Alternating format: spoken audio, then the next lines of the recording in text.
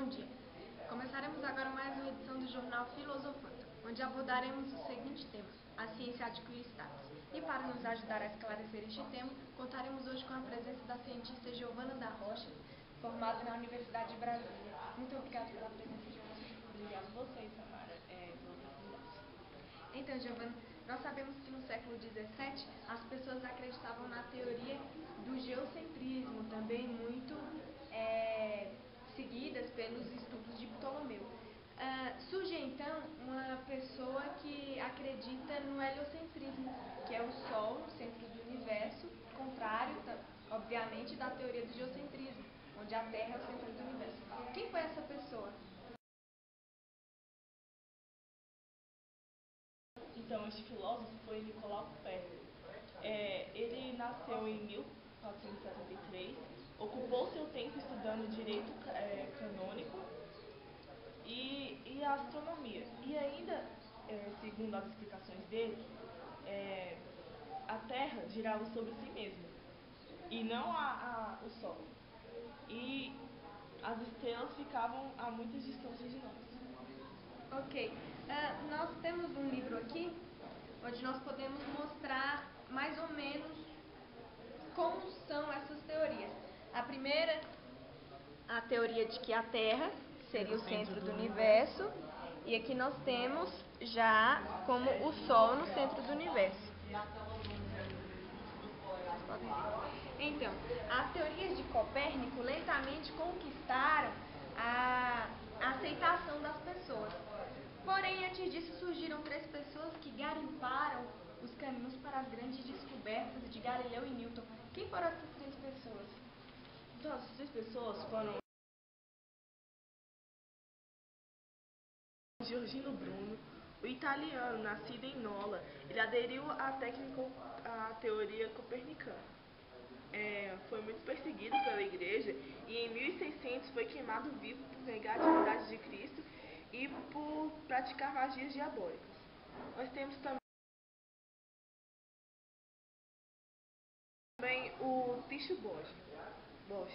Ele construiu diversos aparelhos para observações astronômicas e com essas observações ele chegou à conclusão de que o céu não era imutável e nem limitável. E, por fim, nós temos Kepler.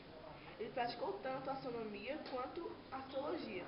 Ele é mais famoso por criar o calendário profético e estabeleceu não só as trajetórias, mas também calculou o processo dos planetas. Kepler também constou esta velocidade dos planetas ao se aproximarem do Sol. Dizia ele que a velocidade dos planetas aumenta quando se aproxima do Sol e diminui quando os planetas se distanciam. Vamos falar também de um dos grandes titãs dessa era, que foi Galileu Galilei. Dedicou seu tempo à matemática, à mecânica, à hidrostática. Nasceu em Pisa, um italiano. Dedicou-se também à construção de telescópios. O que a obra de Galileu representou, Giovana? A obra de Galileu não representou apenas uma tentativa de observação de uma física teórica, mas também a solução de problemas técnicos. Ok. Giovana, o Galileu usou os telescópios apenas para observações astronômicas?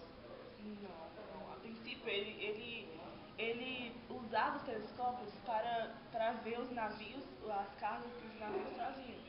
Mas depois que ele começou a ver os planetas, as estrelas, e ele foi preso pela igreja. Ele foi preso pela Inquisição. E em 1642 ele morreu. Um fato interessante que dizem que certa vez ele disse: "Contudo, a terra se move". Muito interessante. Ok. Obrigada, Giovana, por nos ajudar a esclarecer mais sobre este assunto. Obrigada a você. Então, para continuarmos a estudar sobre este assunto, contamos agora com a cientista Letícia Pereira. Muito obrigada, Letícia, pela presença. Prazer é meu, espero que ajudando vocês a entenderem mais sobre esse tema. Então, nós estamos estudando sobre alguns filósofos que ajudaram a revolucionar a história. Que filósofos foram esses? Primeiramente, vou começar citando Francis Bacon, que foi o criador da ciência experimental. Este escreveu várias obras para se entender a natureza. Ele não aceitou o heliocentrismo. Outro nome bastante citado foi René Descartes. O que nós temos hoje interessante sobre René Descartes? Bom, René Descartes foi o que mudou a maneira ocidental de pensar. Ele propôs que a gravidade anula no vácuo e a famosa frase penso, logo existo é de sua autoria. Ele justificou o poder da razão de perceber o mundo por meio de ideias claras e distintas. Foi o gênio da matemática criando o sistema de coordenadas. A essência do pensamento cartesiano não consistia na solução de problemas. O que Descartes fez para solucionar estes problemas? Bom, ele criou um sistema completo no qual consiste três conceitos, que é a extensão, a figura e o movimento. Vamos falar agora também um pouco do grande gênio Isaac Newton. Bom, Isaac Newton nasceu na Inglaterra e ele fez três descobertas fundamentais. A primeira foi o método matemático das funções, a segunda foi a lei da composição da luz e a terceira, a lei da gravitação universal. Este fez muitos experimentos, principalmente na construção de telescópios de refração, com os quais observou os satélites de Júpiter. Publicou livros, mas de todos, o princípio matemático da filosofia natural foi o mais lido, foi o mais célebre. Criou teorias de movimento dos corpos sobre a ação da gravidade. Ele também lançou um livro, o Princípio, junto com as definições de tempo e espaço. No livro O Sistema do Mundo, Newton aborda as consequências astronômicas da lei da gravitação e determina as massas de diversos planetas se relacionando com a Terra. Isso o levou ao ápice da genialidade. Outro assunto também bastante curioso, interessantíssimo por sinal, é a questão da Inquisição e da bruxaria. O que foi a Inquisição e posteriormente nos explique também o que foi a bruxaria. Falando sobre a Inquisição, antigamente era proibido nos domínios da Igreja Católica ser judeu ou muçulmano, até que a prática do cristianismo voltasse.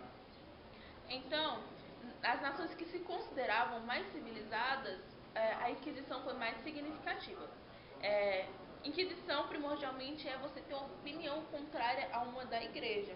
Existem três tipos de Inquisição, que é a Inquisição medieval, voltada contra heresias e falsos mestiços, a Inquisição espanhola, que visava atingir os judeus e muçulmanos, e a Inquisição romana, que foi instituída por um papa em vista de um surto de protestantismo que aconteceu na época. Falando agora sobre bruxaria, devemos relembrar que a mulher sempre teve preconceito. Na antiguidade, a mulher que tinha um filho que sofresse imperfeição era culpa dela. A narrativa de Gênesis nos mostra que Deus criou o homem primeiro e da costela dele a mulher foi produzida. Assim, teólogos nos explica a dependência da mulher andar encurvada para o homem e a sua dependência dele.